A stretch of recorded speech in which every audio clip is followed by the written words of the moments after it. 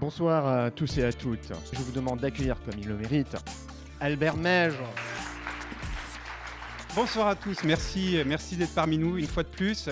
On s'est dit qu'on allait traiter le sujet de l'intelligence artificielle ce soir lors du Raout 2017 de Présence.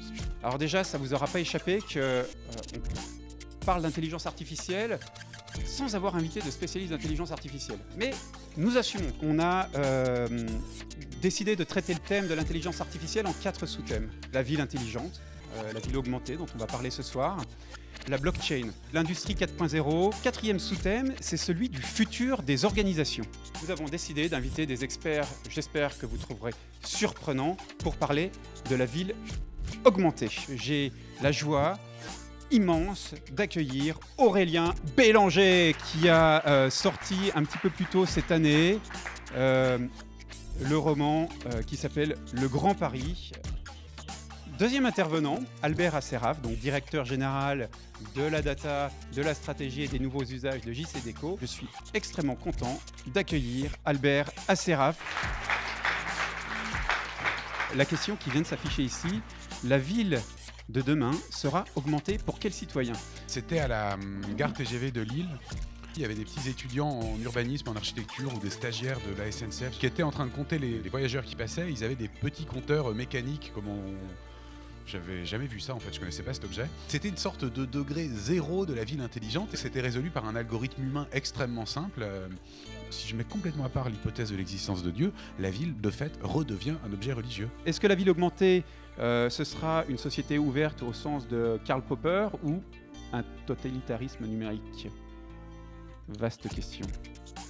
L'État a toujours, désormais, un temps de retard sur sa capacité à réguler. Il y a une surprise énorme qui a surgi aux États-Unis dans ces dernières années, dont cette culture un petit peu amusante des milliardaires dont j'ai été le premier à m'amuser dans mon premier livre qui commence, la théorie de l'information, commence par cette phrase, les milliardaires sur les prolétaires de la post-humanité. Non mais c'est pour ça qu'on a un penseur et puis quelqu'un qui a... quelqu'un qui pense moins. Vous avez bien raison.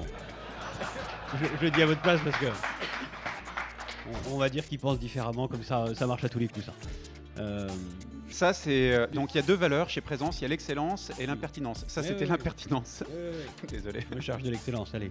Comment on donne une ville un peu plus facile ? S'abriter, s'informer, se déplacer.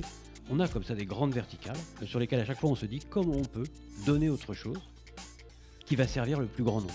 Et donc quand on se pose la question de savoir pour quel citoyen, nous on a systématiquement une logique inclusive. Un grand merci et à très bientôt.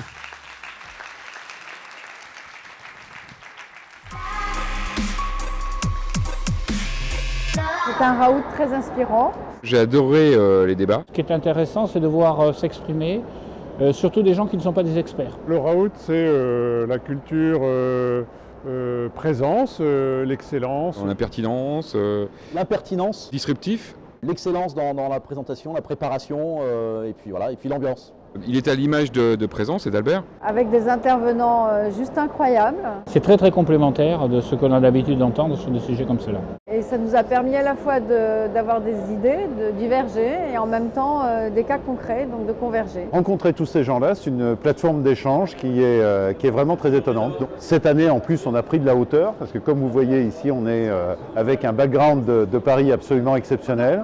On est sur la ville, on est véritablement au cœur de la cité.